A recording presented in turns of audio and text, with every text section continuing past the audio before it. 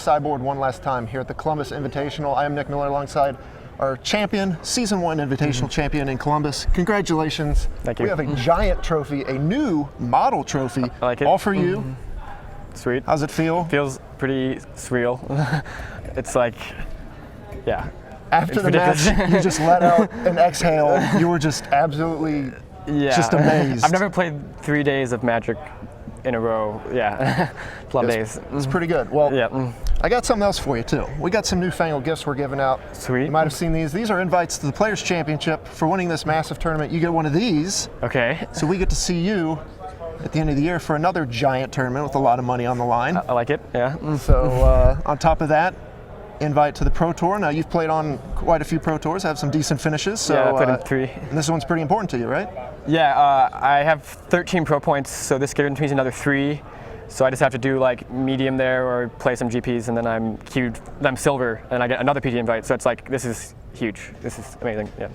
This is a very reminiscent invitational for me, because 2 years ago was one of the first ones I covered.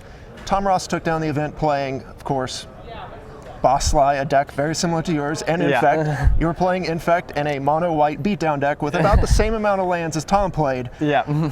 Talk about your weekend and your deck selection. Well, I usually play mono red in basically all standard formats, and it kind of just is not very good right now. So I just was like, I'm gonna play a different mono color aggro deck, and it seemed really good. Like Griff Spoon is like the card that White Weenie always needed, because it has no reach, but now it has this insane card that's like grindy and gives reach. So it's like, it just made the deck. Like Griff Spoon, I probably should have played a 4th in my sideboard, because it's really, really good against Bant, and there's a lot of Bant. Right. Yeah. A lot of people on the internet this week wrote articles talking about Kellen Pastor's deck from last week, who had Griff Spoon in it, saying you don't want this card. This card's no good. They're probably wrong. 2 weeks in a row, it looks pretty good. Yeah, it's insane. I think it's like one of the better cards in the deck. So absolutely slaughter him with mono white humans. Yep. Bunch of Bant humans in the top 8 of this event. Bunch of them went X1 or better. Yep. Standard Open was just chock full of it as well. Yep. But you have found the golden ticket along with that ticket on how to beat it. Yeah. Any selections or any differences you want to make for the deck? For the mono white deck? Yeah. 4th gets him in the board, probably over the Dragon Slayer, because I never really wanted the Dragon Slayer. In theory, Hollow Moonlight's good, but in that finals match, I just like cycled it twice, and I've never cast it until then. So I can't really, like, it's probably a little too reactive. Like maybe I just want more guys. So maybe cut those for like cards for different matchups, but that's about it. Right. Pretty good deck. Talk about your run with Infect in Modern as well, because that's where you locked up the top 8 berths. So. I went 6-2 in the Standard, and I went 6-0-2 in Modern. So like maybe I could have 8-0'd Modern if I didn't draw in the top 8. But Infect's, I think Infect's a really good Modern deck. Like,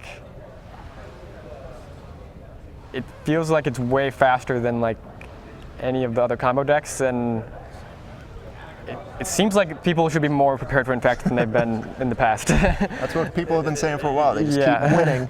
You just keep winning with everything you played this weekend. You were one of the few 8-0s on day 1. What were you thinking coming into the next day?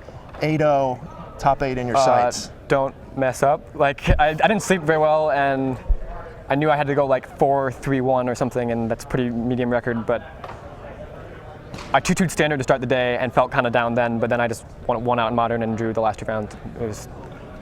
Felt pretty good.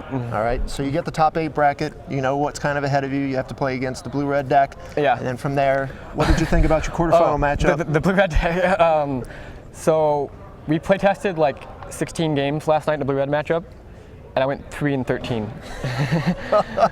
And I just was not expecting to make it past the quarterfinals, so I didn't test any other matchups, and then I just like crushed. I did way better than I was expecting, and then we just, after I won the quarterfinals, we just started jamming the other matchups and basically spent all day playing Magic, even though I wasn't always on camera playing Magic.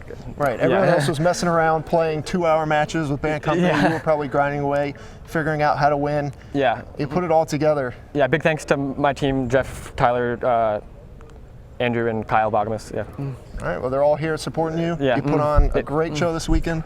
Congratulations one last time, Max. Thanks. We're going to see you in Roanoke for the Players' Championship. Yeah. On top of all that money, that trophy, and the PT invite. So for one last time here in Columbus, I'm going to send it back over to Matthias and Ryan in the booth.